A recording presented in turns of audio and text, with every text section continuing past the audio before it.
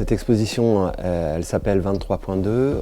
Elle a déjà eu lieu sous la forme d'un 23.1 et ça a été mis en place en fait par le collectif, donc le CAC 23, le collectif des artistes de la Creuse, qui s'est constitué à la suite de rencontres nombreuses tous les 15 jours entre artistes des arts visuels de la Creuse, suite à un appel donc, de Nicolas Lutron, moi-même, pour inviter les artistes à se réunir autour des questions, des problématiques liées aux arts visuels en Creuse.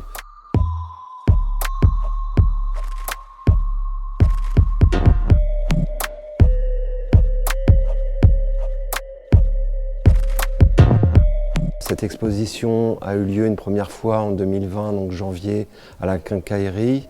Il y a eu une quarantaine d'artistes qui se sont présentés.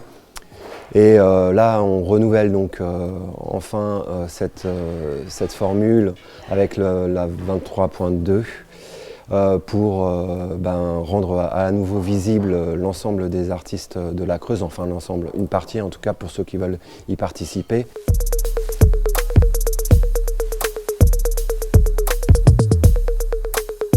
À nouveau, cette formule d'une proposition par artiste d'une seule œuvre, de 23 cm par 23 cm pour l'œuvre en 2 dimensions et de 23 par 23 par 23 pour l'œuvre en sculpture.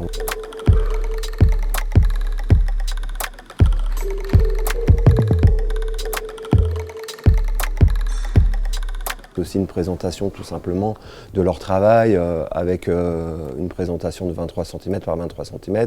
Si c'est photographique, ça peut être 23 par 23 plein, mais ça peut être aussi avec une réduction pour que ça puisse rentrer en termes de format, du moment que ça ne dépasse pas en fait. Le couple contrainte imagination, on sait que c'est le couple idéal pour la création en fait.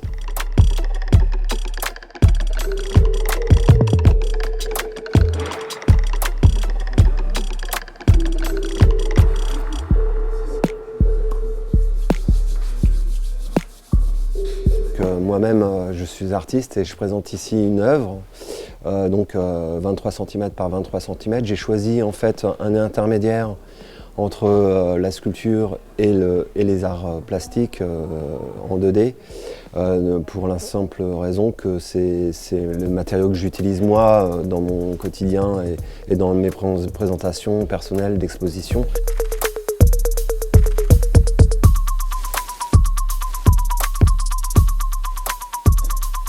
On tient à remercier donc, Laurent Guillot qui s'est investi en tant qu'artiste bénévole pour l'association CAC 23 bis pour justement recevoir et accueillir les artistes, les œuvres au moment du dépôt.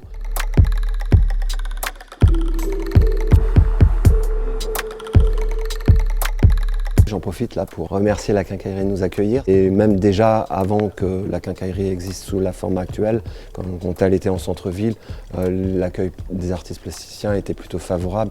Donc il y a un partenariat en quelque sorte qui s'est noué avec la Quincaillerie et l'association CAC 23 bis.